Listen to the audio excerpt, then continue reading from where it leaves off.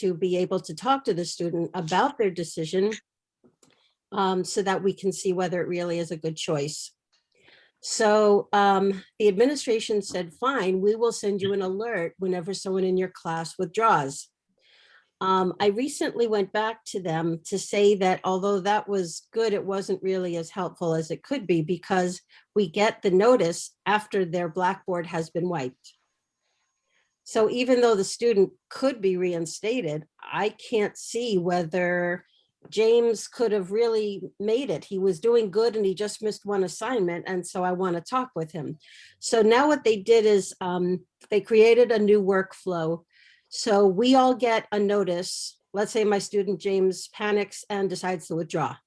I get an automatic email saying that he has done so. I then have 48 hours before they make the Blackboard stuff go away, my whole grade, you know, the whole line for him, 48 hours.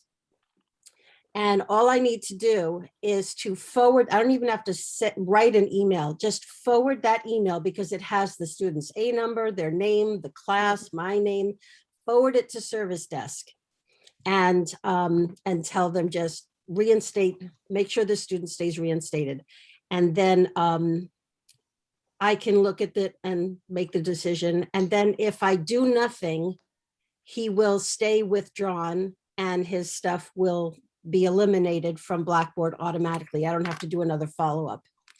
If, however, the student decides, oh, you know what, professor's right, I should stay in the class, then he can contact the with the withdrawal at middlesex.mass.edu and say, I don't want to withdraw. So I hope that that's helpful for everyone. So when you get these emails, just know it's not a lost cause. Sometimes we can talk them back if they really shouldn't be withdrawing, if they really can do it.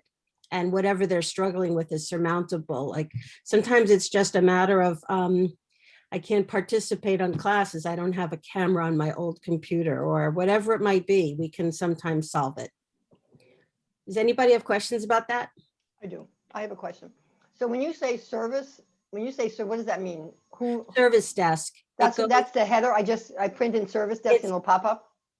Yes, although you can, yes, exactly. So just forward and then just all one word service desk and it'll pop up by the time you hit the V and just say, keep this student's Blackboard for 48 hours. So the question is, when we get that notice, do we have to send them the email to have them keep it open, or will it automatically stay open for 48 hours? No, when we send the email, it makes it come back because they have to, for reporting, first eliminate it because they report out to authorities that govern when did a student get withdrawn, like to the day. And so they have to do it right then. But that email to service desk triggers them to put that student back for 48 hours unless they hear otherwise from the student. Okay, and so if I think it's appropriate, like I had a student, I thought it was appropriate, they should have withdrawn, then I don't do anything, right? Don't do anything. Okay, good. If you think, yeah, good choice. I remember this student, he came to one class, he never did anything. It's a good choice. Don't do anything. Okay, so it's only if we want to have an opportunity to speak with them that we send this back to service desk and they'll give us 48 hours. If you want a chance to look at their grades and speak with them, that's the kicker. For me, it's always, I don't know, there's a lot of students. I can't remember exactly how many points she had. I want to see what her history has been. Yeah, well, what happened to me, I used to do all paper. I did all my thing on paper, and now since I'm now uploading like labs. So now I have it. I have stuff on. I don't have the same paper copy I had before. So that would be important for me to actually, because that happened to me. A student was withdrawn and I couldn't remember. Yeah. Okay. It's happened to me like 4 or 5 times before this. This new policy. So it's very fortunate that the administration was very amenable and made it happen. And what's her name? Ellen Ricca was pivotal doing this. Any other questions about it before we? Actually, Jill, yes, just quick. I actually, by chance, just got this withdrawal notification yesterday for one of my students. And I just was going to say that they don't mention the 48 hours, though. They do say you can reach out to your student, but they didn't mention the 48 hours. So they might want to put that in the email. so people know how long they have to do I that. agree with you. I agree Yeah. with you. That should be in there. I can Yeah. mention something at the next DWG.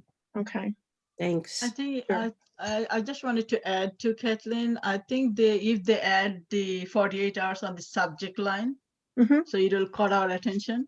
Yes. Okay. It will remind us, oh, yeah, we should talk within this time, not when we read the email and towards the end of the email.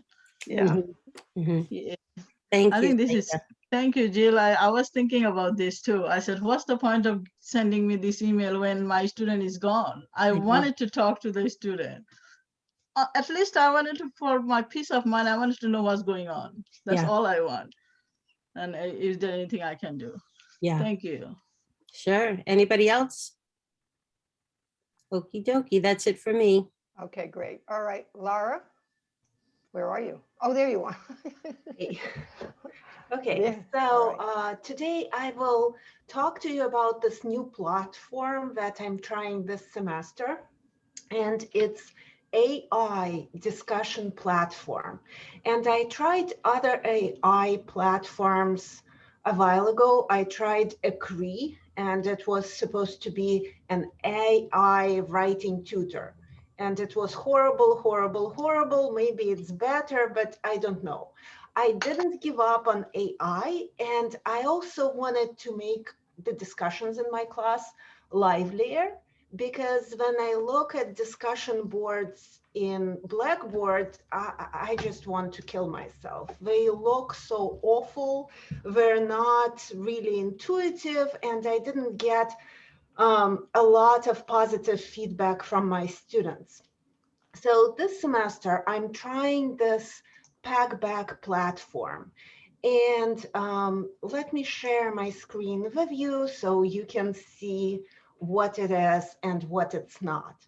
First of all, they did a lot of research on the pedagogy. So you can see here that threads are longer on Packback, right? More source citations in student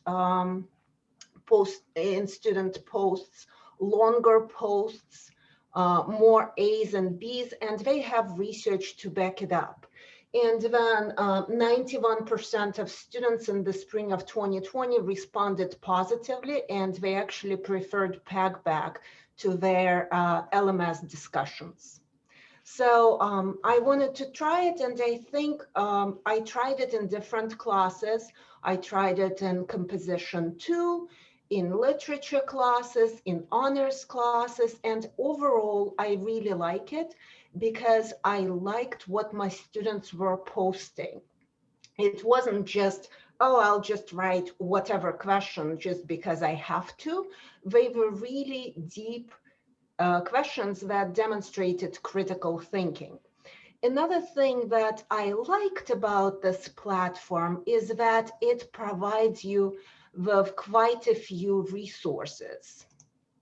So one that I liked was Anti-Racist Discussion Pedagogy Guide. So these are from the professors that practice anti-racism pedagogy in their courses, how they incorporate it into their discussions. So a very useful source.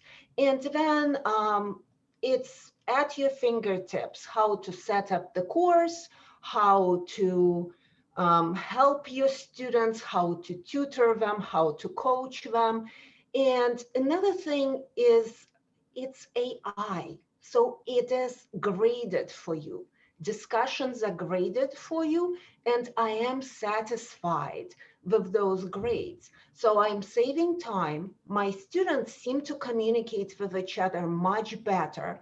And I probably need to show you how to set up the course, and then I'll show you some of my discussion boards. So you will see that they're quite visually appealing, much more user-friendly than Blackboard discussion boards. So you can request a demonstration from Packback representatives. But then once I'm logged in, here I am. And if you are creating a community, you will be going through the same steps that are here. You can add teaching assistants. You can customize deadlines. So for me, for each class, there is a date. So for example, for Comp 2, it's every Thursday. If something is assigned in Packback, so every Thursday, you have to submit your Packback questions and responses. For my lit classes, I think it's Saturday. So the students can rely on this date. Each and every week on this particular day, they have to submit. And then as for post requirements, you can set up whether you want to do it as percentages, as points, and then you can specify how many questions per grading period, and the grading period is 1 week. How many questions you want and how many responses you want. So for my composition classes, the students who are just beginning their academic careers, I usually put 1 question and 2 responses. And for more advanced classes like literature honors, I put 2 questions and 2 responses as the requirements. So let me show you what you see. You don't see the prompt in Packback. I announce my prompts in Blackboard, where it would say, this week, you need to post a question that has to do something with the writing style of Gabriel Garcia Marquez and the use of magical realism. And they know that their questions need to be focused on that. I also can, and what I usually do, before each grading period, I post several starter questions, 2 or 3. So the first student who logs in and has nothing to respond to, at least has my questions to respond to. Now, what can you do with the responses that you already have? So you can give them this lamp, right? Spark points. If the question sparked your curiosity, if you think it's awesome, you can click here and the students will see that somebody responded to it. The students can do it for their peers as well. Then in options, there are 2 things, not 2 things, more things that I want to emphasize. You can give feedback. So the feedback is hidden. Only the student will see this. And I can coach them. So for example, I might say, your question is off topic, so I'm removing it, or it doesn't respond to the prompt. Or next time, please try to provide more of an open-ended question. By the way, when you want to ask a new question, and that's how you will do it, that's what your students will see. There is kind of a title question, but then you need to elaborate on it. For example, do you see the same features of magical realism in both Petrushevskaya's and Marquez's works? And then you kind of answering your own question saying, I think that I think that Petrushevskaya does not show magical realism as much as Marquez because, but what do you guys think? And AI will prompt your students to elaborate, like add an explanation. If the question is a no-go, yes-no question, AI will also say, please write an open-ended question. So your students will be prompted to provide better work even before they submit. Then they can cite the sources, and it's also required. And while you're doing this, while you are typing, it will give you certain feedback. So if it's a very short question, it will tell you, oh, it's kind of short, you need to add more. So in this sense, the students cannot submit whatever because they're held accountable by AI. Okay, then as an instructor, when I'm moderating the discussions, what I can do, I can pin the question. And when I'm pinning the question, this question moves up in this grading period, meaning, for example, I don't think that this question received enough responses and I want students to think more about it and respond more to it. Then I will pin this question to the top of the feed. Another thing that I practice is I will feature the responses. Featured responses are the responses that I think are deep, analytical, kind of, guys, that's your model. I would like you to emulate questions like this. This is really good. And I think it also motivates students because I used to give them kudos like, guys, this week, Samantha and John did a great job in discussions. Please check out their posts. But here I don't have to do it like this because there is a featured tab. You will click on it and you will see best questions and best responses of the week. And then you can moderate, and moderation involves coaching, or if you're removing the post, you can explain to the student why you removed this post. And it also checks for plagiarism.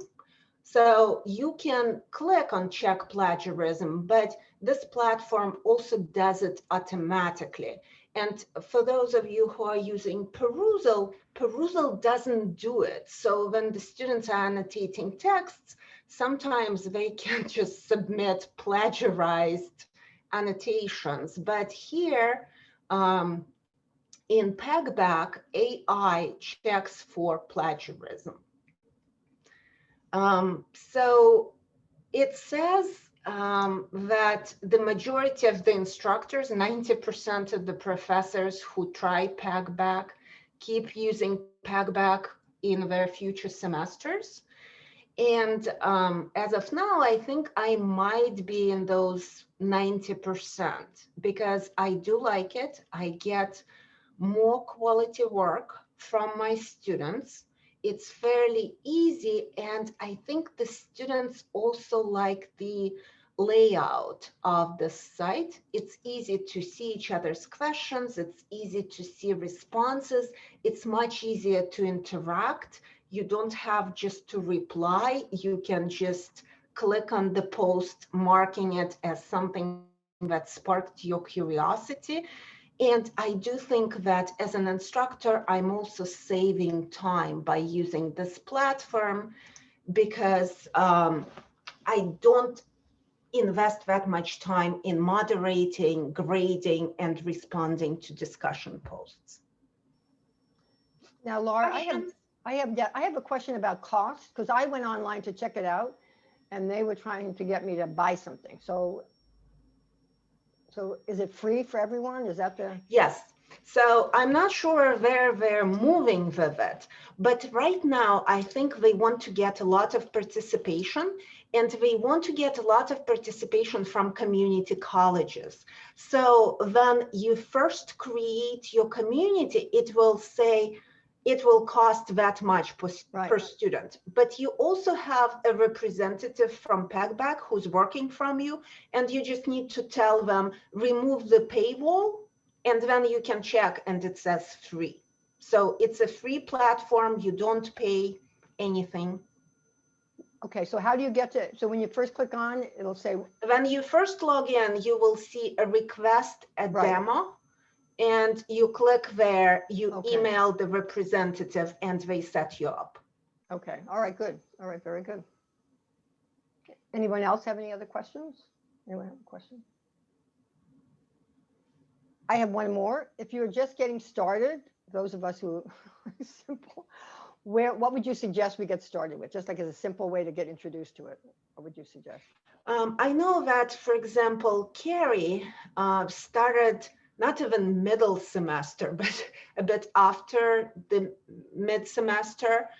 She just wanted to get more discussions going. So you can jump on and figure out where you want, what you want your students to discuss. Because I found some articles where they would say a thing or two, but they weren't really analyzing them. And I wanted to get this. So I organized the discussion around this particular article. And you don't need to assign a Packback assignment each and every week. If you look at my grade book, you will see period 1, all responses, period 2, period 3, nothing. I just didn't feel that on this week I needed a discussion. I wanted to take time away from something else. So it's up to you. You can use it for 2 discussions a semester, 7 discussions a semester. I'm getting a lot of use of it for my asynchronous literature classes. And I do think that my students are learning, because with asynchronous lit classes, I'm never too sure what are they getting out of those stories they're reading. Here, I'm absolutely sure. And I'm reading those questions. I'm like, oh, that is so cool. That is so awesome. And it's so rare when you going through the discussions and you have a reaction like this. So I was very pleased with it. Okay. I have a question. Hi, Lara. Hey. The mic, you are speaking about discussion. So discussion, for my case, like our classes, discussion is a one part of the component. So can we use, so is this platform is only for discussion or something we can add like exam quizzes, all of those, just the discussion? It's just the discussion. Okay. However, before you commit to this, I suggest that you get in touch with their representatives and get the right to browse, because what I did, when you're on the website, you can actually type in like chemistry course or literature course, and you can see the posts. They're anonymous, of course, but you can see the posts from the classes that are relevant to your discipline. And if you feel like, oh, these are types of responses I want to elicit in my students, then sign up. If you feel like it's not your cup of tea, don't sign up. But I think it was very interesting to me what other professors were signing, what prompts they were using, and how students were responding. All right. Okay. I think, Lara, thank you very much. And I think we need to move on. But thank you so much. Are you available for people to contact you if they have more questions? Yeah, I'll write my email in the chat. Okay. All right. Very good. All right. Okay. The registrar's office. Okay. All right, Jill. All right. Thank you very much. Brian and Scott, you're on. We have about 30 minutes for you. If you can do it in your 30 minutes, that would be great. I laughed because I thought you said 3 minutes, not 30. Right, 3 minutes. See what you can do in 3 minutes, Brian. Thank No, you so that's- much, both of you, for being with us today. Thank you. No, And thank you. Share is open, so you can share. You can do whatever you need to share. Absolutely, I appreciate that. No, I have my little notes here, but the first thing I wanted to say on behalf of Scott and I is thank you not only for allowing us to come to this meeting, but we know the last year has been a challenge, especially for our faculty. But I think between faculty and our professional staff, especially in advising, we've all tried to find a way to transition and provide students with service. And what we wanted to talk to you today about was some updates in Navigate that I think that will be really helpful for us to help us reach out to students in a proactive manner and hopefully get them the assistance they need before they run into trouble, or also as you report difficulties they're facing in the classroom. But before I go into Navigate, another thing I wanted to talk about was fall and summer registration. We are going to send out an advising update to all faculty and staff advisors tomorrow. Because one, we want to share some information about advising and registration, but I really think it would be very helpful. We're going to ask faculty, I'll probably connect with Deb Bacher in Adjunct Junction. Anything we can do to promote summer and fall registration, I think would be very helpful. We send out our global broadcasts, our advisors do their individual outreach, and we catch students, but we know that you have specific time with them in the classroom. So even something as simple as a Blackboard announcement, I think can get students to connect with their advisor. They're more than welcome to come to the virtual advising center, which is on our website, which I'll put in the chat for everybody. But basically our advising center is available via Zoom, basically every single afternoon, Monday through Thursday, actually, every single afternoon from basically 1 o'clock to 6 p.m. And students can jump in, get assistance, register, what have you, any questions they may have. We do that on a drop-in basis. However, we also do individual appointments in Navigate for our assigned advisees. And I'll show you what that looks like. But to support summer and fall, we know not every student's going to register right away. And I think we're seeing that. That's the feedback I'm getting from our staff, is that students are aware of registration. I think summer registration is fair. It can always be better. But I think as we know we're finishing up the term, there's a lot of things pending for the summer and fall, employment, travel, things like that, responsible travel, stuff like that for our students. They're trying to figure it out, but we just want to let them know that we're here to help them out. And also we have some great tools with the schedule planner that we can preload the courses they need. So when it is time for them to register, it's a little bit easier for them to do that. So just keep that in mind. That email will be coming out tomorrow. Another thing we're going to send out to all faculty is our progress reports that we've been doing via Navigate. Those come out, basically, we want to do them twice a semester, and that allows faculty, both full-time adjunct instructors, to share or report students that may be having difficulty in the classroom, that may have poor attendance, that maybe have difficulty obtaining technology. We have a few default progress reports that you can report out on in Navigate.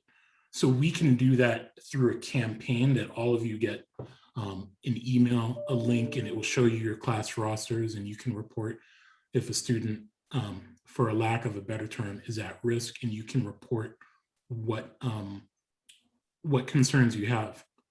I'm very thankful that EAB, the company that runs Navigate, Scott and I have been asking, and as well as other partner schools have been asking, not everything has to be negative, meaning you might want to share a progress report and say, hey, the student's not in difficulty, but the student's doing extremely well.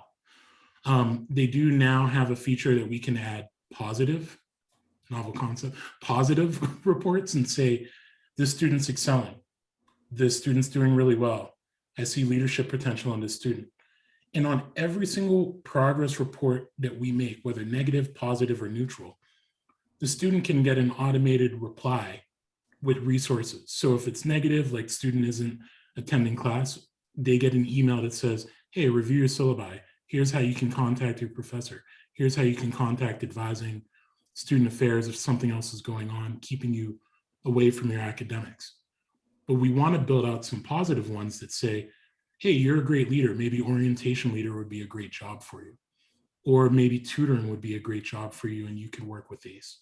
So we need to find some terminology in that area. That would be great. But, and I'd be happy to get feedback from anybody in SoTL. Feel free to put some thoughts or comments in the chat and we'll try to jot that down. They just turned that feature on 2 weeks ago, so we haven't turned it on. Let me rephrase, it's on, it just hasn't been built yet, but we can do that relatively quickly, okay? So that will come out and that will allow you to report. And our main thing is, and Jill talked about this earlier, students sometimes run to withdraw. What we try to do is say, with these progress reports, which is kind of like the old early alert we used to use in SARS early alert, you might remember that from back in the day. what we can do with the progress report is it becomes part of the student's advising profile. They get an automated response. We can do some global communication. It allows us to be proactive to help the student earlier in the term to keep them on track. When we get towards the last progress report, one of the things we want to talk about is, okay, maybe withdrawing is what needs to happen here, but here's how you can do it in a responsible way. Have you talked to the faculty member? Is there any opportunity for you to make up this work or get back in good standing? Are you on financial aid? Do you need to talk to a financial aid counselor about how this will impact your aid? Are you a veteran or military connected student? Because there are some specific rules there that I will not get into about withdrawals and Fs. Well, I'll share it. The federal government is unique, as we all know. For some of our veteran students, for withdraw, they actually have to pay back their earned benefit, but for an F, they don't. That's a very unique conversation to have because it's a very unique conversation to only that population in their VA benefits, where hopefully that will change because we've shared a lot of feedback about that practice, but their students get tuition fees as well as a housing allowance. So the Fed has specific rules there that we have to follow, or at least talk to a student about. So when we do the progress report, we can take a look, combine it with all that information, midterm grades, the standing, and tell a student, this is how you should properly move forward in the class and go from there. That's our goal with progress reports. And it's more comprehensive than what we used to do with the old SARS early alert. It takes a community to really help the student. We know you're doing all you can in the classroom, but we have great resources as well. So whether you're doing outreach and what you can do in the classroom, if advising can help, ACE, financial aid, student affairs with technology, we've given out Chromebooks, wireless hotspots, what have you. We have a plethora of resources. Let's try to get them to students. And by you reporting on those progress reports, which is part of Navigate, it really helps us out. Let me show you a few things in Navigate really quick. I'll share my screen. And it actually speaks to those progress reports as well. Let's see. Let me just make sure I have everybody here. I have two monitors so I can see everybody, which is still fun. But this is Navigate, and I'm just showing you a student profile. This is our favorite student, Captain Registrar. This is a fake student, but they're all real to us. So let's talk about the profile. Here, one of the things on the right side of the screen, you might remember I just talked about progress reports, and we do a campaign twice a semester, one a few weeks in, then you guys do midterm grades. Then we want to do one towards the end of the semester or before the withdrawal deadline. But I wanted to point out that on the right side of the screen, there's a menu over here. And we've turned on the ability, you don't have to wait for us to share a concern. You could issue an alert on a student. Say the students had poor attendance.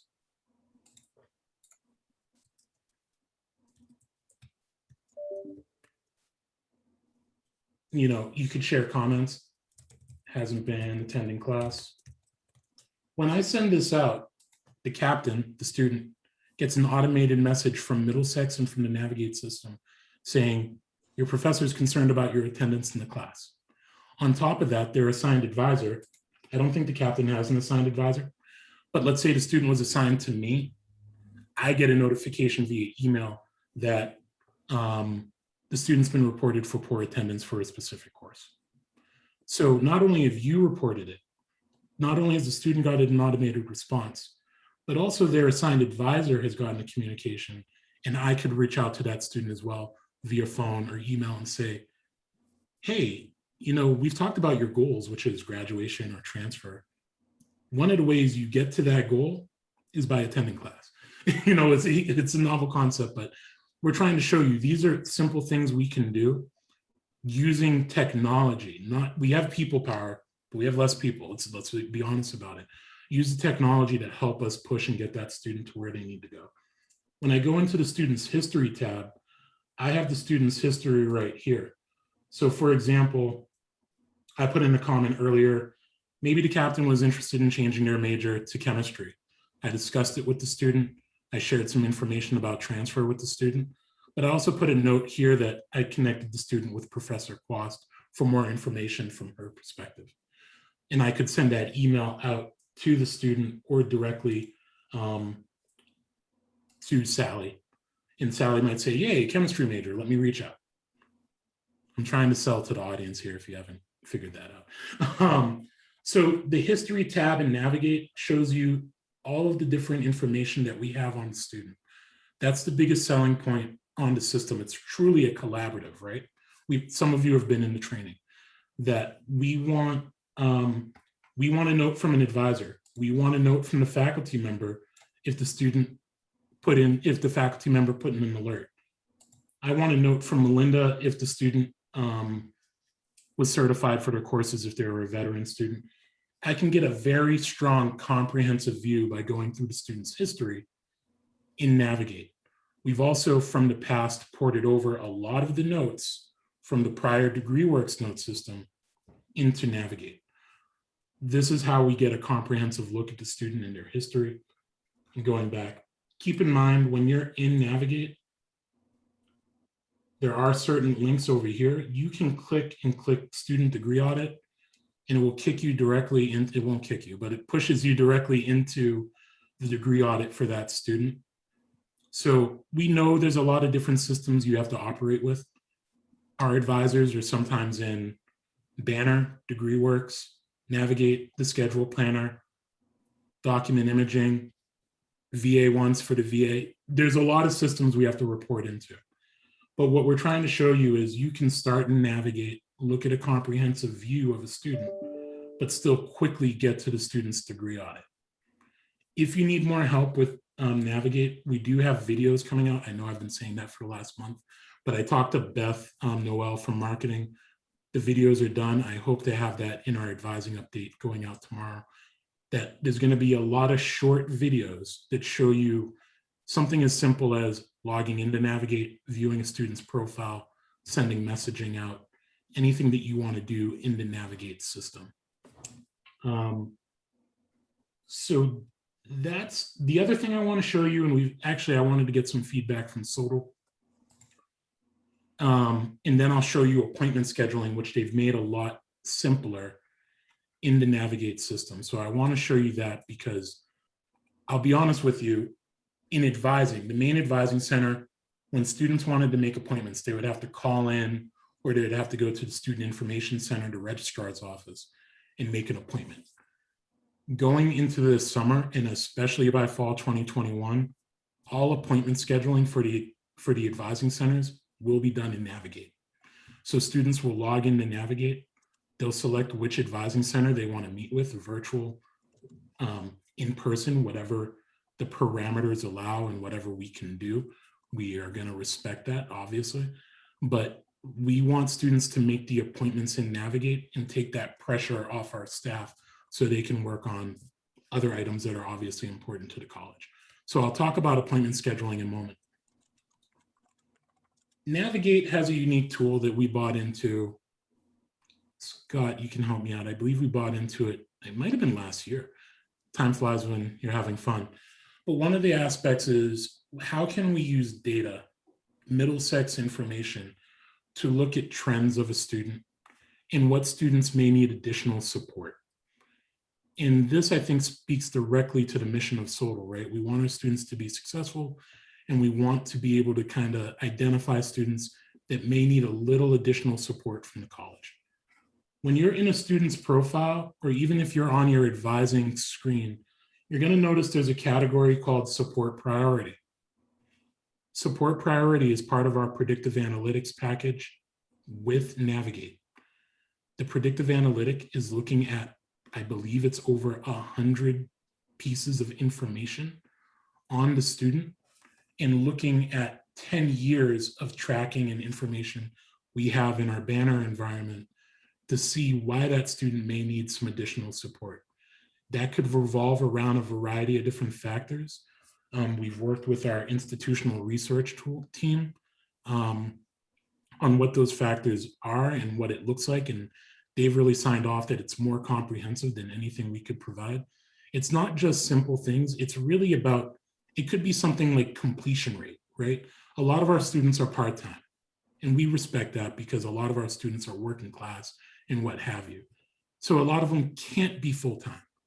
But if a student's only taking one course a semester, they might come up as higher priority and say, hey, this student is less likely to graduate, because while they might think that, they might need a little bit more of a push to kind of keep things moving forward. It could be based off of the student's midterm grades or past academic performance. It could be a variety of different factors. So when I go over the student's advising profile, this is a middle of the ground support priority. It's coming up as moderate. That based off a variety of factors, not giving detail, this student may need some additional support to be successful.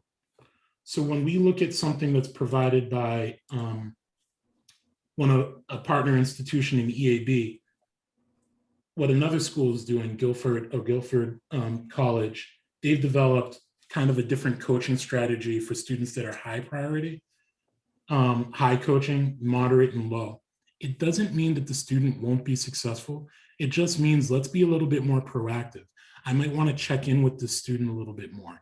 I might want to make sure that they have a clear career or exploration or assessment completed.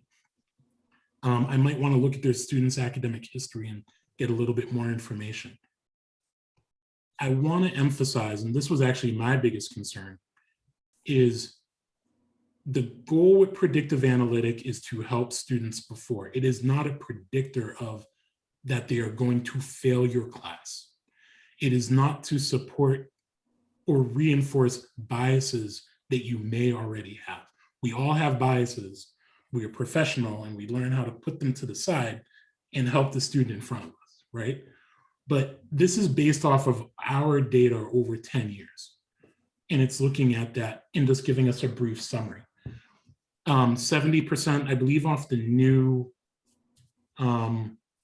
rubric we're using, 70% of our students come up in the low category. Moderate, I believe, is 20%, and high is 10%. And that shifts based off a variety of factors. If you enter a lot of progress reports on a student in a term, it might shift them from low priority to high, because if they're not attending, it's going to come up in my dashboard. Hey, let's go check in with this student because they have a lot of progress reports. They have a low completion rate. They have a bad midterm grade. Let's address that in week 4, 5, 6, 7, as opposed to 10, 11, 12. You get what I'm saying? So when we talk about predictive analytic, that's the goal here. It's not to reinforce biases. How can we use this information to help us coach the student and get them to their ultimate goal, which is obviously not only passing the class, but being successful. I'll pause there for a question because I'm sure there's some feedback there. Yeah, Brian, I was just going to ask if I could read you some of the ones in the chat. So there's a bunch of thank you, Brian. They didn't know they could do this, or this is good. There's one comment, I did this Monday, and the students came back after, the students came back to class yesterday after missing 2 weeks. It's great to know what this looked like on his end. And then Jen asks, Brian, is there a visual guide to the navigate icons, something I can download to consult when needed? No, that's great. I think one thing we could do is, yeah, we could make a summary with each icon. We could definitely do that.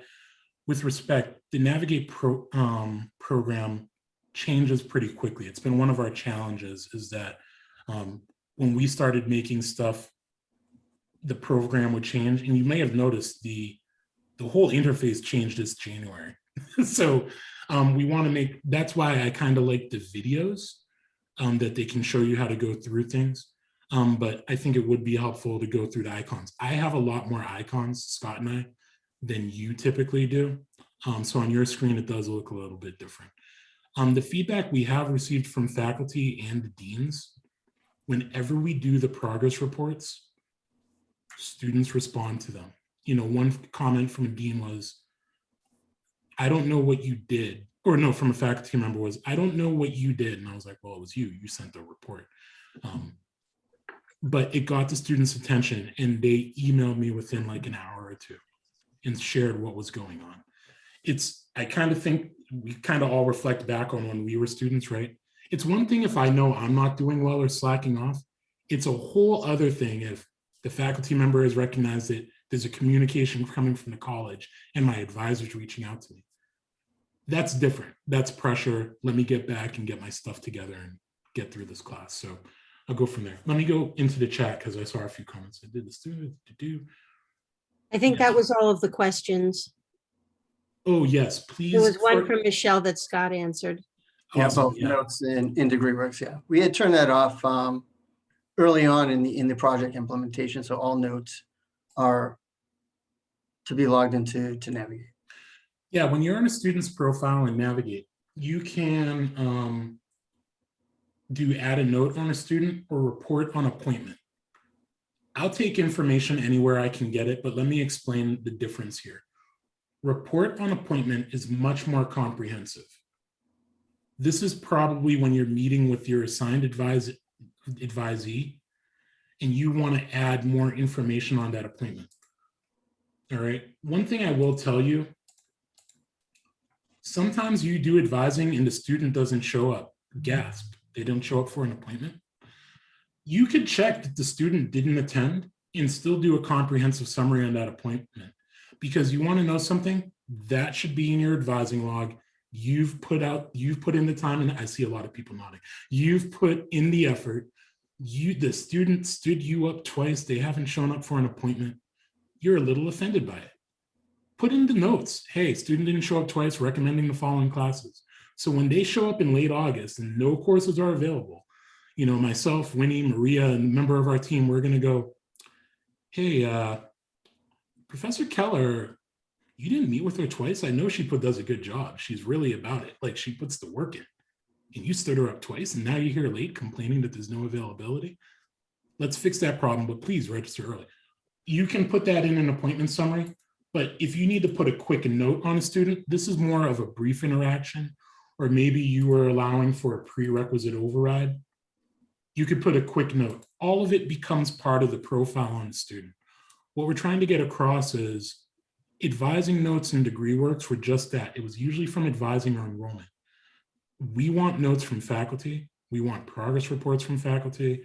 We want notes from advising. We want financial aid. Financial aid is starting live appointments via Navigate scheduling on Zoom by the beginning of May. And if they need to put notes on an account that's appropriate, that's how we can help the student holistically. That's coordinated care.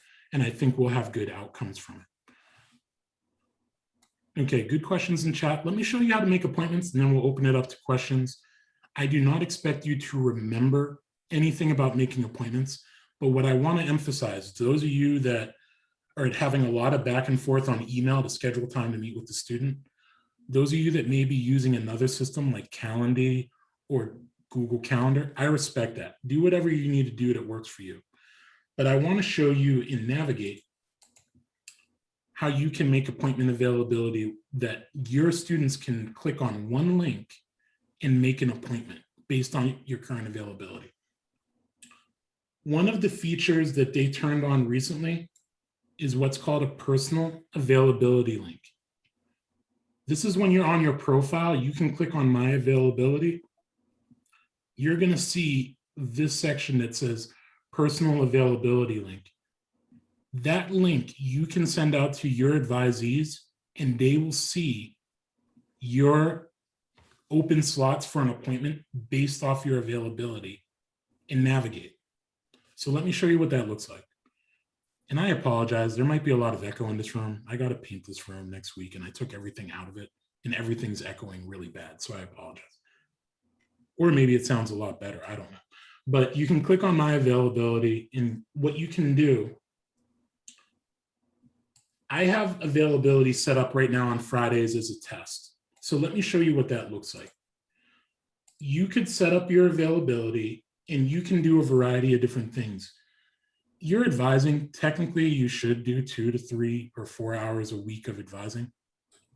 Do what works for you. We're not tracking this, that's not the goal. But I wanted to make it easy Scott and I want to make it as easy as possible, that if you want to do online scheduling, you can do this. So let's say you meet with students Fridays from 8 to noon. You can set it for a specific range of dates. So right now I just have it set up for April 15th through May 1st as a test, whatever. You'll notice it says add to your personal availability link. You can check that off. That way, when the student clicks on that link, they'll see that 8 to 12 o'clock window. You can do appointments. You could do drop-in. I wouldn't do drop-in. I don't want you to sit there for 4 hours waiting for students to drop in. That's probably not the best use of your time. But you could do appointments. You fill out the other corresponding information that it's advising, and you're the assigned advisor. For the URL or phone number, you can do a variety of things. If you're using Zoom and you have a personal meeting room link, that's where you put in that dedicated URL. If you're using a phone number, please use Google Voice. Don't use your personal phone number. You could put that in there.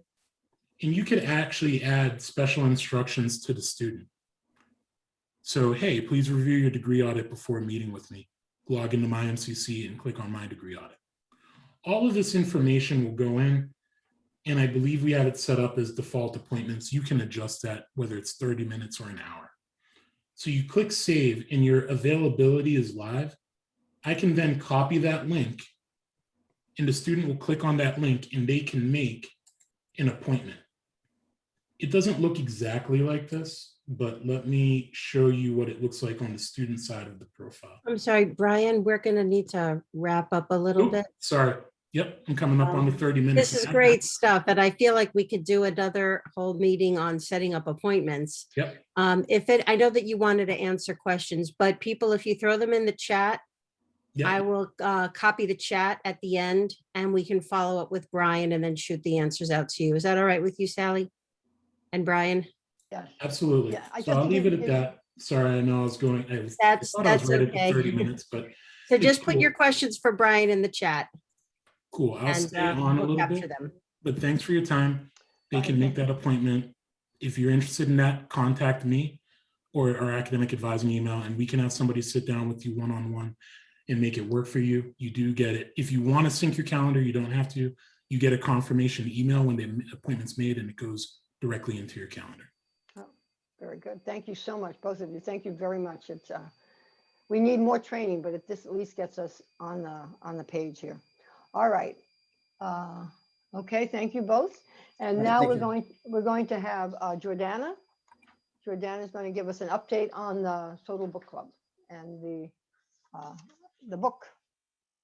Where are you, Jordana? I saw you someplace.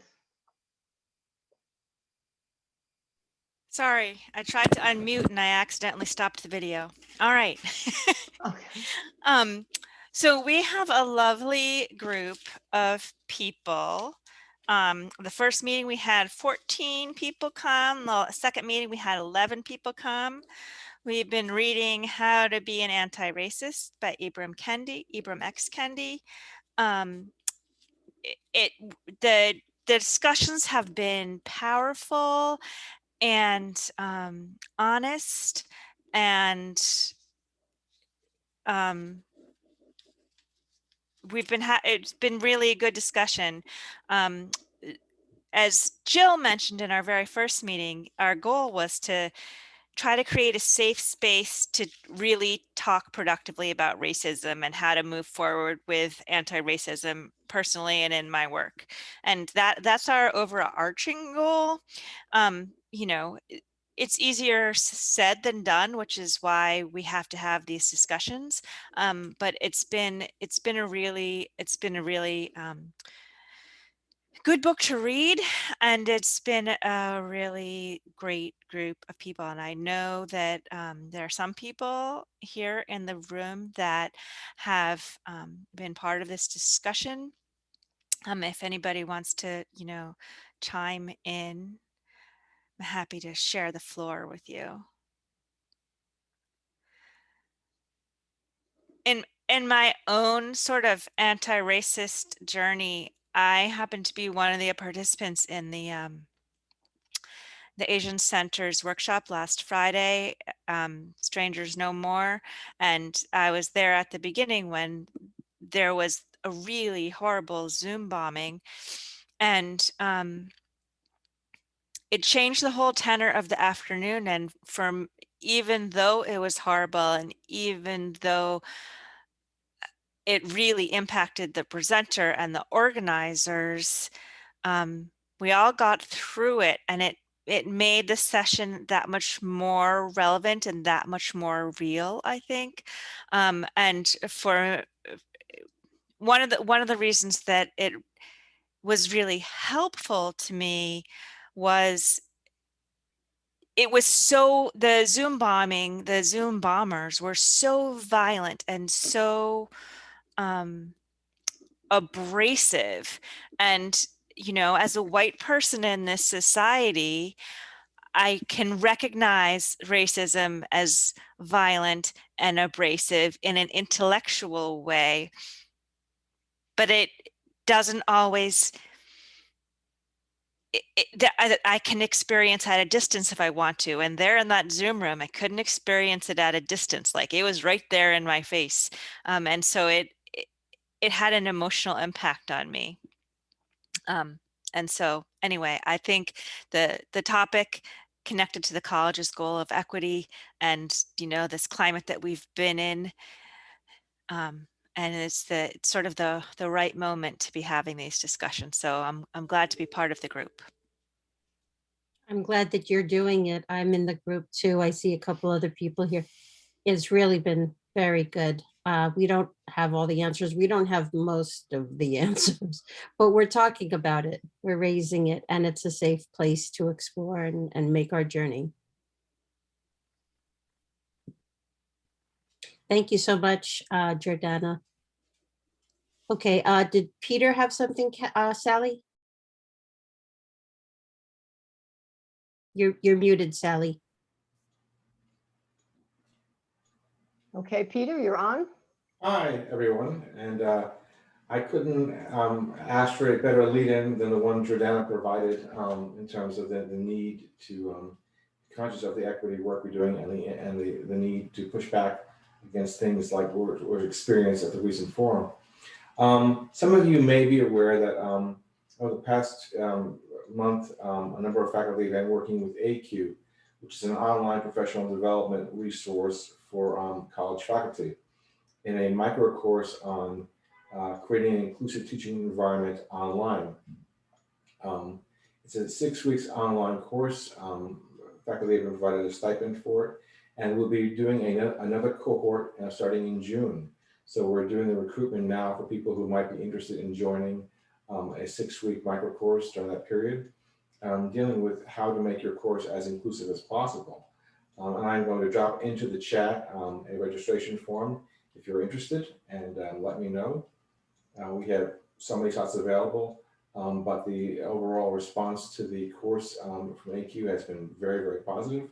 Some of you may remember we worked with AQ about 1.5 years ago on a larger professional development project for faculty, which was very positively received. So if you have any questions, please reach out to me. But I'm just going to drop right down the chat the registration of interest form, which you can click at your convenience. So thank you both, Sally and Jill. Okay, I have a question. Peter, do you know when the course is beginning, when it would start? You're looking at June 7th. Okay, June 7th. And what's like the responsibilities? What do you have to do if you're? The responsibilities on the online course are watching a series of videos, engaging in discussions, and completing a series of reflective writing assignments. Okay, and that's Catherine McCarran and I did. We facilitated the AQ course for new faculty. We did it 2 years in a row, and there are people here who are in that course, and it's very well designed. It's really excellently designed. They're very much done professionally, and they address the issues. And I imagine that this is the same way. So. And it's a way for us to include inclusion in our classes, which I think is still challenging for me, especially in science, how to do that. So I'm looking forward to doing that, to be able to, you know, add more inclusion in my classes and be trained and learn about it. I think mostly, you know, we need to be educated. I mean, that's what I think anyway. I think I need to be educated. That's probably the story of my life. I think I need to be educated.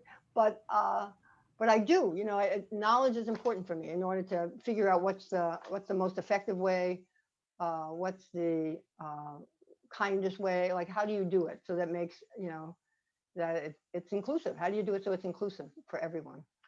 So I think you said you had 5 for the, are you going to run them simultaneously? What are you going to, because he was going to have 2 sessions, 2 groups. Well, we have 2 more cohorts that we're contracted for.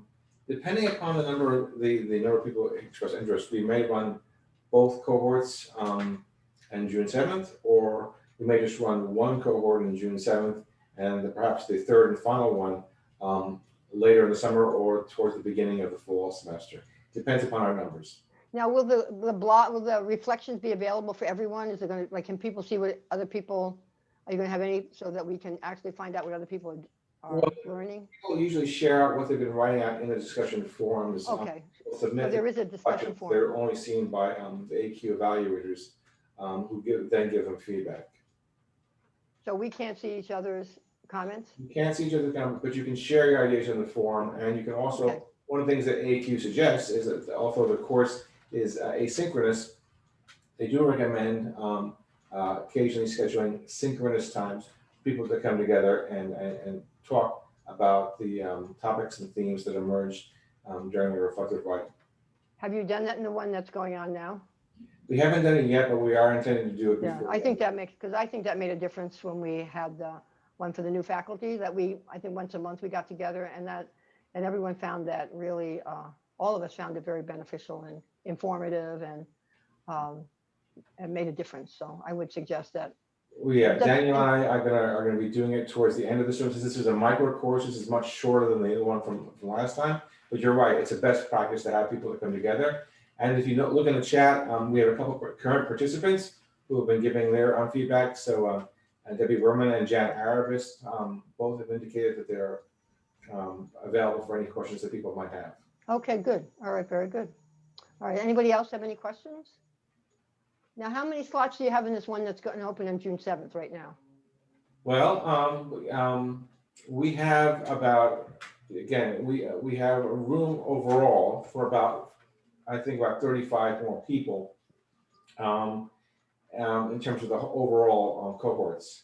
So if we, in the current one, we have about probably 8 slots available for June, but if we get an overflow and it's significant enough, then we just supersize it. Okay. Okay, good. All right. Anybody else? Otherwise, we just move it to later in the summer or the early fall. Okay, good. All right. Okay. Anybody else have any quick questions or?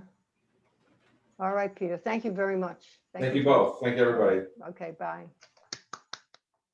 Sally, Yes, I think you wanted to turn off the recording as you head into the next I part. do. I want to turn off the recording.